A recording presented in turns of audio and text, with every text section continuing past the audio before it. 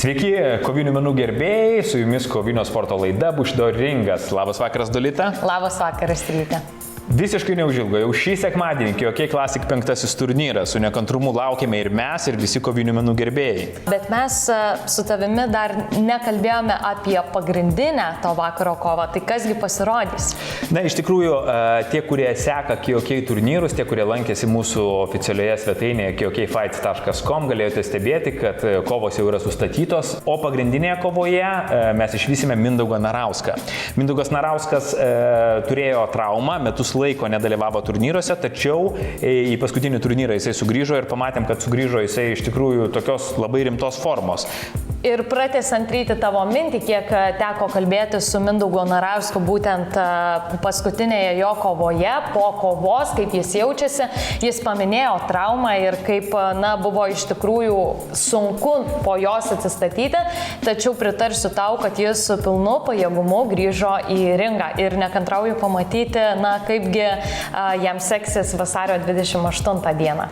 Taip, iš tikrųjų, kovotojui gavus traumą, turbūt sutiksi su manimi, kad labai sunku ir psichologiškai, jisai kurį laiką turi nesitreniruoti, turi praeiti visą reabilitaciją, gyjimo procesą, o tada vėl, kaip teko kalbėti ne su vienu gavusiu traumą kovotojų, reikia pradėti viską iš naujo. Vėl mokintis ar ne, smūgiuoti, vėl mokintis gintis, vėl statyti savo taktiką. Tačiau Mindaugas Narauskas turintis didelę patirtį kovotojas ir man atrodo, kad jisai su visa Titano komanda puikiai sugalvojo, kaip atsistatyti ir kaip parodyti gerą šou. Jo lab, kad pagrindinė kova vakaro tikrai įpareigoja. Žinoma, ir aš su nekantrumu jos laukiu.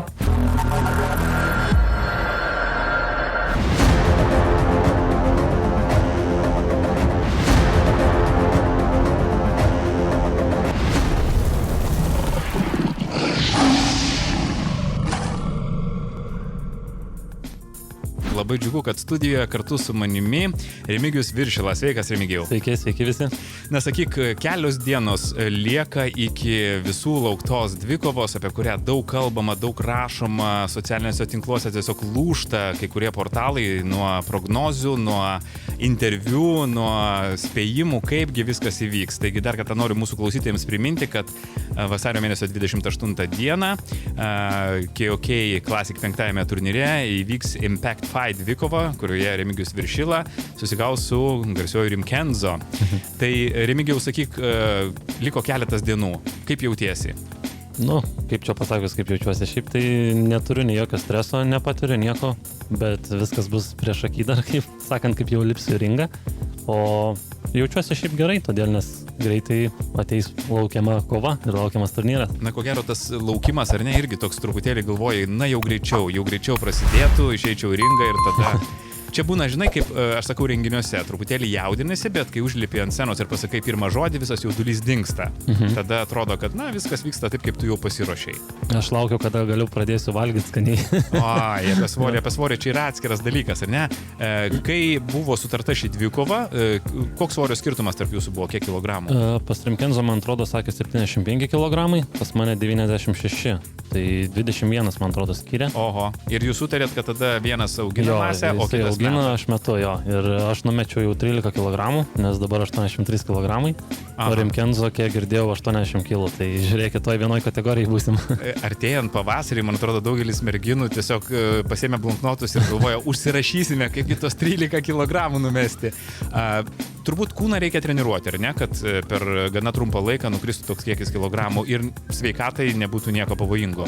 Tikrai taip, ir aš dabar, mano treniruotės vis tiek yra žymiai intensyvesnės, labai didelis, kaip sakant, kardio, visas šlapias būnu, plus mitybą aš prisižiūriu, nevalgau bet ko, nevalgau cukraus, nevartoju, ta prasme, ir man svoris labai greitai tirps.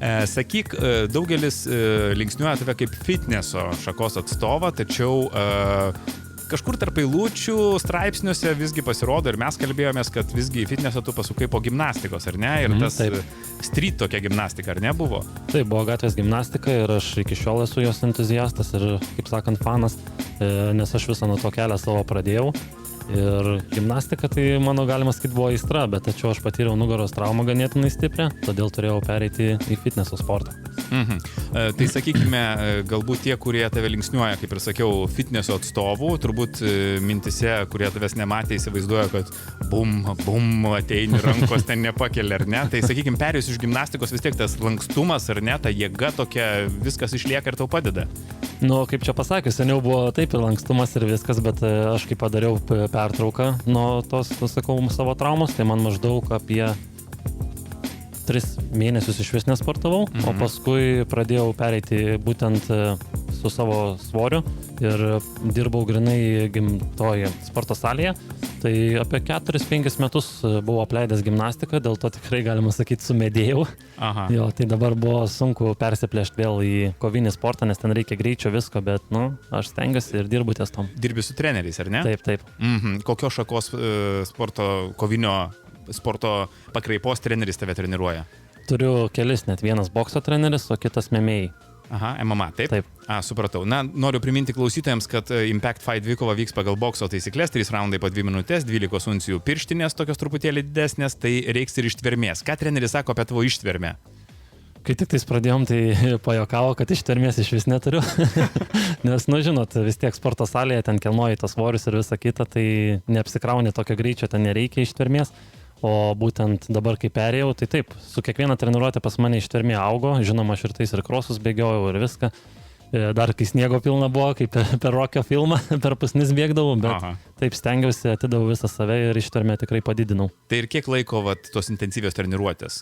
Primink, kiek laiko praėjo nuo to, kai buvo sutarta kova, tu pradėjai treniruotis ir iki šios dienos? Apie mėnesis laiko, bet iš pradžių savaitę laiko aš grinai vien tik tais lakščiau ir panašiai, nes nebuvo jokių sąlygų. Taip. O paskui jau mane pakvietė į sporto salę, galėjau treniruotis normaliai, tai treniruojuosi taip normaliai, stipriai apie 3 savaitės. Apie 3 savaitės. Taip. Sakyk, visgi ta banga socialinių tinklų, jinai ko gero duoda ir tokios motyvacijos, palaikymo ir tas visas heitas, kuris tuo pačiu keliauja, ar ne, truputėlį gali pasodinti, ypač jeigu į tai kreipi dėmesio. Sakyk, koks balansas buvo tarp pozityvo ir negatyvo pas tave? Pas mane visą laiką būdavo, nes aš kurdavau ir dainas ir viską, ir žmonėmgi visiems neįtiksi, tai ir yra ir pozityvo, ir negatyvo visą laiką, tiesiog reikia jo nepriimti, daryti tai, ką tu mėgsti ir tiek, o aš niekada nepriimdavau negatyvo. Tiesiog žiūriu tai skeptiškai tiesiog, kaip į pavydą ir tiesiog darau tai, ką aš noriu daryti. Netrukus ir Imkenzo turėtų pasirodyti. Stengiamės po vieną jos pasikviesti, kad nebūtų čia konfrontacijos kokios. Muštynių. Pasikalbėjom. Ne, visos muštynės, prašau, reikia Impact Fight kovos metu. Taip, sekmadienį. Beje, norime priminti, kad pasižiūrėti šį turnyrą galite per kokfights.tv, ten nusipirkate transliaciją, įsivedate kodą, jeigu palaikote, pavyzdžiui, Remis28. Remis28, gaunate nuolaidą ir žiūrite visą turnyrą, kuriame virš 10 kovų, geriausi Lietuvos ir užsienio kovotojai ir žinoma mūsų laukiama Impact Fight kova, apie ką mes šiandien ir kalbame. Sulaukėme iš tikrųjų nemažai klausytojų klausimų, tai dabar mūsų toks blitz išėjimas apie tai, kas domina klausytojus. Klausimas tau buvo toks, ar nebuvo minčių viską atšaukti, visgi tai nepasivaikščiojimas vaikų darželyje, sako vienas iš klausytojų. Tikrai ne, todėl nes nuo pačio pirmo viso šito užsiplėskimo aš jau žinojau, kad tikrai eisiu, kovosiu ir niekas manęs nesustabdys išeiti į ringą. Čia daugelis tokių, ar ne, laidė replikų, kad palauks viršila, kol reiškia arties turnyras, tada ten susilaužys tipo ką nors. Ir... Ja, tai žmonės galvoja, kad tiesiog aš noriu gal tik tai reklamą savo pasidaryti ir visą kitą, bet aš noriu išbandyti ir save patį. Tavo tikslas yra savo pačiam, ar ne, įrodyti? Kad... Tai būtent, žinoma. Ok. Klausia kitas klausytojas, ar po kovos planuoji toliau lankyti boksą ar kažkokį kitą kovinių menų rūšį? Sporto aš jo tikrai nemėsiu, todėl nes pamačiau, kokia yra disciplina ir visa kita, kokie žmonės yra, patys kovotojai tikrai yra labai protingi, kaip sakant, ir panašiai mandagus, man tikrai patiko ši sporto šaka ir tikrai nesiruošiu jos mesti, tikrai, bet žinoma grįšiu ir į savo sportą, todėl nes aš eisiu ten, ką aš myliu daryti, bet kovinio sporto tikrai nemesiu, nes galbūt ateityje bus ir dar viena kova. Aha, gali būti intrigėlė. Taip. Sakyk, Remigijau, o koks skirtumas, pavyzdžiui, tarp fitneso ir kovinių menų? Ar pajauti kažkokį tai skirtumą, privalumą ar... Skirtumas tai didžiulis. Tai žinoma, kur tenai visos treniruotės yra intensyvios ir tokios labiau kardio. O pas mus grinai tiesiog viskas ant lėtumo, ant raumenų auginimo, o šį čia kuo greičiau, kuo ištvermingiau, tai skirtumas tikrai visiškai didžiulis ir permainingas, kaip sakant. Palaikymo sulaukiai, linkiu tau sėkmės, nepasiduok, palaikau tave. Klausimas kitas apie stilių. Kodėl, sako, barzdos neaugini, niekad nematėm tave su barzda. Nu, jeigu siauginčiau barzdą, tai du rimkai išeitų į ringą. Bet Rimkenzagi nusiskuto dabar. Nu, tai dabar jisai bando į mane lygiotis, ką čia. Tai čia, sakau, kai iš jo Instagramą pavogė, aš užmečiau bairiuką, kad, sakau, nusiskutai barzdą, tai Instagramas net pažino tavo tapatybės, dėl to ir ištrynė. Klausia klausytojas, ko išmokai per visą šitą laiką? Laiko nebuvo labai daug, ar net 3-4 savaitės, bet ar kažko tai išmokai, kažko pasisėmei iš viso šitos situacijos? Turbūt Išskyrus sekėjų. Pagrindas tai turbūt iš kovinio sporto pagarbos ir disciplinos, kas yra man tikrai svarbu.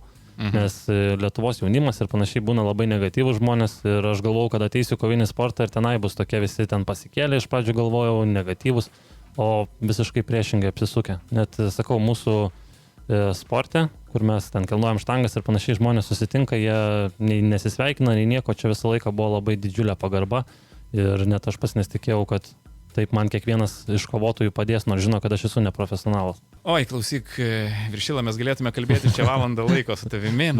Pasakyk dabar mūsų pokalbio pabaigai, ką norėtum perduoti Rimkenzo, kuris netrukus turėtų pasirodyti mūsų studijoje. Nu, kad visų pradžių, kad nesusitiktų su manim tarpdury. Ne, o jeigu iš tikrųjų, tai, kova greitai įvyks ir aš be abejonės joje apsilankysiu ir padarysim, tikiuosi, gerą šou ir žinoma, kai kurie iš pradžių galvoja, kad aš neišlipsiu ringą, bet dėja, kaip matot, viskas jau artėja. Viskas klostosi gerai. Taip, būtent. Na kągi, tai mūsų klausytėjams noriu priminti, kad šiandien studijoje viešėjo Remigijus Viršila, artėjančios Impact Fight dvikovos kovotojas. KOK Classic 5 turnyras įvyks vasario 28 dieną ir šią kovą galite pasižiūrėti per platformą kokfights.tv. Kągi, Remigijau, noriu tau palinkėti gerų likusių keletos dienų, pasiruošti Ačiū. Tiek fiziškai, tiek psichologiškai ir be abejonės pasimatysime ringe. Ačiū, dėkui labai visiems.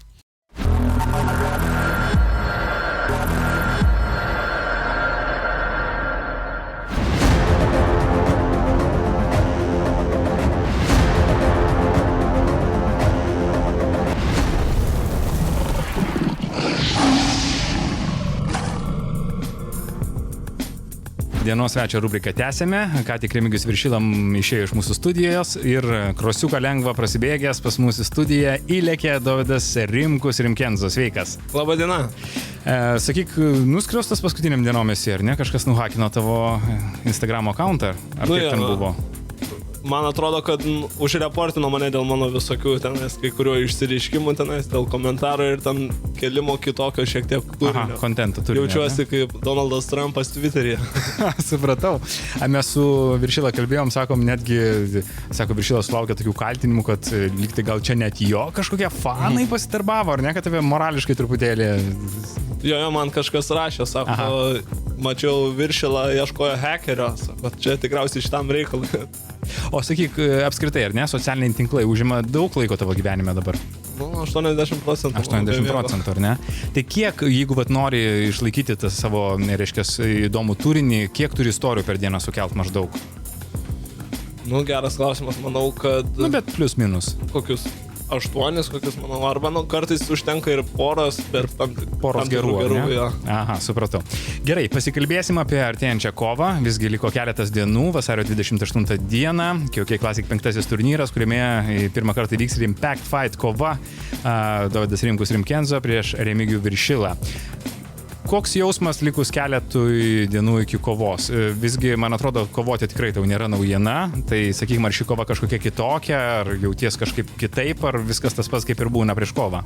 Nu, tikrai įdomus jausmas, dar nei kartą nėra buvę taip, kad aš neturėčiau prisižiūrėti savo mitybos ir nemesto kaip tik priaugti svorį ir kaip priešint, kad bus daug didesnis už mane. Ir, man tas labai patinka toks. Keistas jausmas, nereikia tos super disciplinos laikytis, kad ten nevalgi dar kažką kankintis, o dabar toks jaučiuosi pilnas jėgų ir to prasme gal net... O kaip greitis? Su kiek kilogramų priaugai? Dabar šiaip 7,3-7,4 vaikščiau, dabar 80. 80, ar ne? Tai ką valgy kažkokie laikeisi, nes su Viršila mes kalbėjom, kad sako, aš ten jau labai prisižiūriu, kad ten viskas, o tau atvirkščiai turbūt kalorijų reikėjo daugiau, ar ne? Kaip dabar tai, kai visos kavinės uždarytos, tai ką, važiuoju kažkur su kažko susitinku, varom užsipilt kuriuko, vriapuką, Pavalgyti, vriapuką, arbatėlę šaltos. Taukšt ir viskas, ne? Vėl užsimanai pavalgyti dar kažkur. Svėriai kada nors tiek? Šiaip nesu dar svėręs. Nors esu po to, kai turėjau prieš Pultaržinską kovoti, kai man atšaukė paskutinę dieną, kai pradėjo tas pirmas karantinas, tai kai pradėjau ten McDonald's viską ir tada buvau 80 irgi. 80, ar ne? Jo. O kaip šiaip jauties, pavyzdžiui, šioje svorio kategorijoje, gal net verta pereiti šitą? Nu, nežinau, dabar reikės varingę pasižiūrėti. Pasitikrinti. Jo, šiaip su tokiu boksininku dabar ruošiuosi Vitalijum Subačium. Aha. Žinau, šiaip labai geras ir, ta prasme, pasišparinguojam, tai visai man patinka. Bet šiaip vienas savo yra reikalų ir. O, sakykime, bokso taisyklės, tau, kaip ir kalbėjom, nėra naujiena, ar net tu turėjęs kovų pagal bokso taisyklės? Porą kovų esu turėjęs, ten, kai buvau pats, mano pirmoji kova buvo pagal boksą ir po to dar esu turėjęs porą kovų ir... O kaip sakykime, pats vertini savo rankų techniką? Geras klausimas, šiaip manau, kad yra dar kur padirbėti, bet visai ganėtinai neblogai. Supratau. Kitas klausimas, daugelis vėl laukia šios kovos, nežinodami tavo teatralizuotus išėjimus. Aišku, kai salėje nėra žiūrovų, taip gaila, ar ne, norisi to triukšmo, norisi to palaikymo, ovacijų, bet ruoši kažką tai tokio? Dabar galvoju, pasitariu su visko, su artimais ir galvoju, ar reikia, nereikia ir ta prasme dar aš toksai pradžioj galvojau, kad nereikia, nes ir taip šitą kovą per daug jau. Jau, ar ne? Kad žmonėm nebūtų per saldu. Taip. Na, kažkokių tai inkliuzų. Bet kažką tokio ekstravagantiško vis tiek, manau. Na, kitaip nebūtum tu, ar ne? Kitaip nebūtum tu. Ogytę ant torto uždėti. Paskutinės dienos dabar ilsiesi ar kažką dar tobulini? Dar šiek tiek pasišparinguoju kartais, bet jau lengvai, tik dar darbas visai lengvas, jau atsipalaidavimas man patinka labiausiai šitą savaitę. Nu super, aš klausyk, matau, kad jūs abu atsipalaidavę ir tiesiog nusiteikę parodyti gerą šou. Esu paruošęs mūsų klausytojų ir socialinių tinklų lankytojų klausimų. Klausė, kodėl barzdą nusiskutai. Visi pripratę dabar tave matyti su barzda buvo? Taip, kažkaip gavosi taip, kad buvau kirpyklą, nusiskutau. Taip, visai pabandžiau naują barzdo šukuoseną. Jinai nepatiko man ir kažkaip galvoju, nusirestartinti ir per naują nusiskutau. O per kiek laiko užauga barzda? Kokia buvo? Man tokia, kokia buvo, man atrodo, 3 mėnesiai. Tai reikia, tas turbūt vidutinis augimo procesas, ar nervina kada? Tokia biškė. Bet šukuosena tai nesikeičia. Ne, jau kurį laiką tikrai išlieka. Klausyk, ir kažkaip pastebėjau, kad socialinėse tinkluose netgi fanų klubai ar ne šukuosenos, matau, žiūriu, kad vis populiarėja ir Čia, man atrodo, sugrįžta retro, ar ne, šukuosen, kai būdavo anksčiau bliuduku, ar čia bliudukus skaitus? Jo, aš manau, panašu į bliudukus. Panašu. Labai gerai. Klausė, socialiniuose tinkluose visgi daug buvo pačių įvairiausių diskusijų ir panašiai, prie jų mes truputėlį sugrįšime vėliau. Sakyk, socialiniuose tinkluose, mes jau kalbėjomės ir su Viršila, kad yra daug heito, daug palaikymo. Iš ko sulauki palaikymo didžiausio, bet socialiniuose tinkluose? Manau, iš fanų, iš tų artimiausių žmonių, kurie jau mane nuo pat pradžios seka ir tokie žmonės, kurie supranta. Tu nori savo tokiais, sakykime, ir judėjimų socialiniuose tinkluose ir šou išėjimais, kad tave atsimintų, ar ne? Kad žinotų tave. Kad ir pasididinti atsakomybę, kad tavo kova būtų pamatyta, išgirsta ir kad, ta prasme, kuo daugiau tu įdedi į tą savo promautinimą, tuo tau tas pergalė saldesnė gal. Na, konfrontacijos nebuvo su šio kovotoju, kurį netrukus paminėsiu, tačiau vienas klausytojas klausė, sako, ar susikautum su Arnoldu Misiūnu? Šiaip man nesvarbu su kuo kovoti, iš tikrųjų, čia man federacija, esu pasirašęs sutartį su Kyokybu šito federacija ir man visiškai nesvarbu su kuo kovoti, ar su Misiūnu, ar su dar kažkuo. Man svarbiausia, kad federacija sutiktų, ta prasme, federacija suorganizuotų tą kovą ir jinai atsižvelgia, ar jinai įdomi jiems, ar ne, ar ta prasme, ar yra šansų tam žmogui prieš mane bent kažkiek laimėti.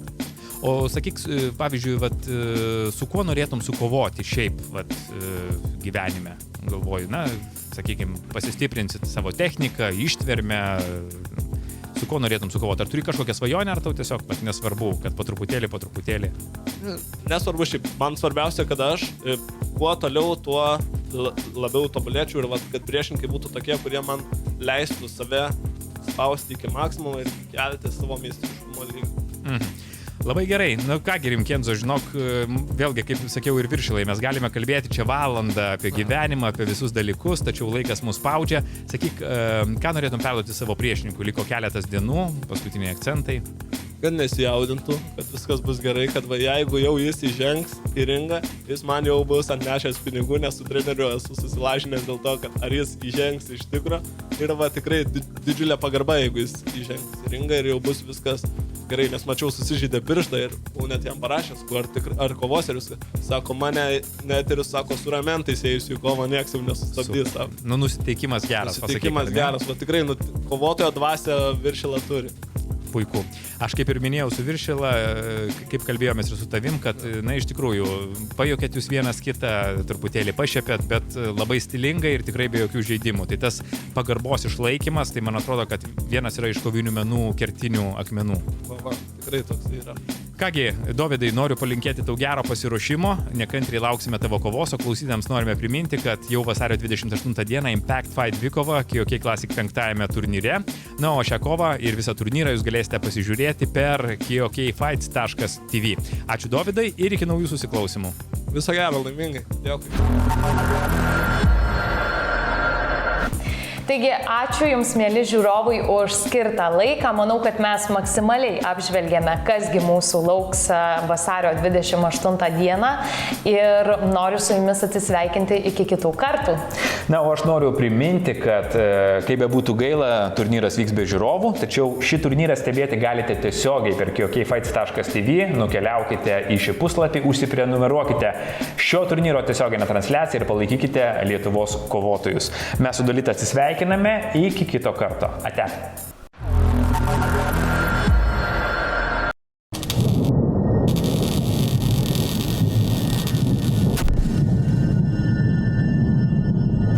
Vasario 28 dieną įspūdingas turnyras KOK Classic 5. Daugybė žinomų kovotojų – Mindaugas Narauskas, Matas Pultaražinskas, Paulius Mitkus, Naglis Kanišauskas ir daugelis kitų. Didžiulio dėmesio sulaukusi socialinių tinklų dvikova persikelia į tikrą ringą. Fitneso atstovas Remigijus Viršila prieš skandalingąjį Dovydą Rimkų Rimkenzo intriguojančioje Impact Fight kovoje. Žiūrėk turnyrą tiesiogiai per KOK Fights TV vasario 28 dieną.